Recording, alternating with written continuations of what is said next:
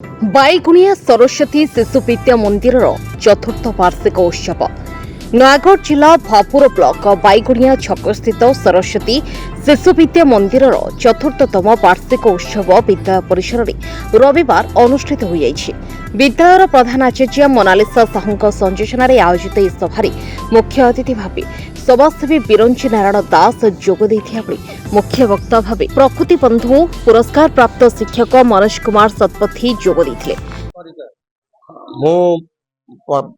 सर्वेश्वर महाराणा पठानी सामंत महाविद्यालय अध्यापक जहाँ आम समस्त गोटे गर्व गौरवर विषय कि ये एक बाईगुणिया बाहाड़ा बनमालीपुर ये एक परिसर भितर जिते कौन अनुष्ठान आज जाए पूर्णांग रूप नहीं नाला ये एक अवसर रे आमर प्रधान आचार्य महोदय तथा प्रोपाइटर अत्यंत उद्यम क्रमे एभली एक अनुष्ठान आज मुंड टेकी उठी ए सफलतार सहित आग को निश्चित भाव में गति कर निर्विवाद आमे जो माने एठा को आसीचु एवं सेमानकर परामर्शदाता भाव में रहीचु आशा करिवु जे यार दीर्घायु कामना हो ये दीर्घजीवी हो बहुत दिन पर्यंत यही अनुष्ठान आम अंचल रे मुंड टेकिले ए अंचल रे थिबा शिक्षार विकास हो पारिबो एवं लोक माने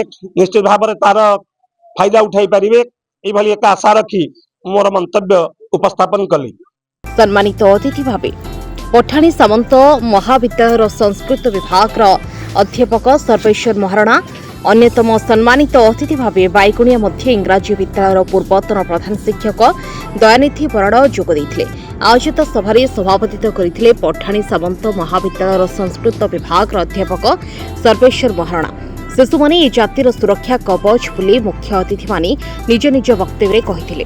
आज बहुत खुशी लगुची जे नानाजी देशमुख जो कथा कहते अंधार को गाली दबा अपेक्षा अंधार दीपाली टे जालिबा बहुत भल। आज ये आम 7टा पंचायत भितर गोटे नुआ दीपशिखा ज्ञानर आलोक सरस्वती शिशु विद्या मंदिर भास्कर प्रधान और प्रधान गुरुजी ये आरंभ करने को जाउछंती। तांको चेष्टा निष्ठारे एभली गोटे भल अनुष्ठान प्रतिष्ठा लाभ करू एवं ये अंचल को ज्ञानर आलोक बांटू यही हूँ आमर कामना। आमर नूतन भाव नूतन परिवेश भितर आज बर्तमान आरंभ हो जाउछि।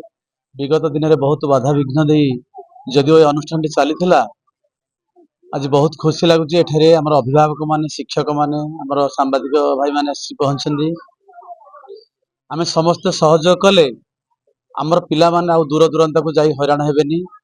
एठी सुंदर परिवेश भितर से माने पाठ पढ़िबे एवं तांका पे जहाँ परिवेश मु देखली बहुत उन्नत धरण रही। आमे समस्त चाहिए ये अनुष्ठान टी गढ़ी उठे शिक्षार विकास हेबो आ पाठ पढ़ा सहित आमर अन्यान्य सब वर्तमान शिक्षादान रही पिलामानंकर सब एक्स्ट्रा एक्टिविटी जहाँ रही सब ता भितर गोटे संगीत पे मु सहयोग करी बोली प्रतिश्रुति देछि आज मध्य दउछि जे पिलामानक पाखे किछि अंतर्निहित किछि कोनोसी कला थिबो ताकू आमे निश्चित भाव विकसित करी समस्त अभिभावक मान को आमे देखाई देबु। ठीक आसंता वर्ष ए दिन को आपण मान देखि परबे आपण मानकर पिला माने केते केते उन्नति करछन। विशेष कहबेनी अनुष्ठान मंगल कामना करछि रहछि। धन्यवाद। Bureau report 24x7 Odisha.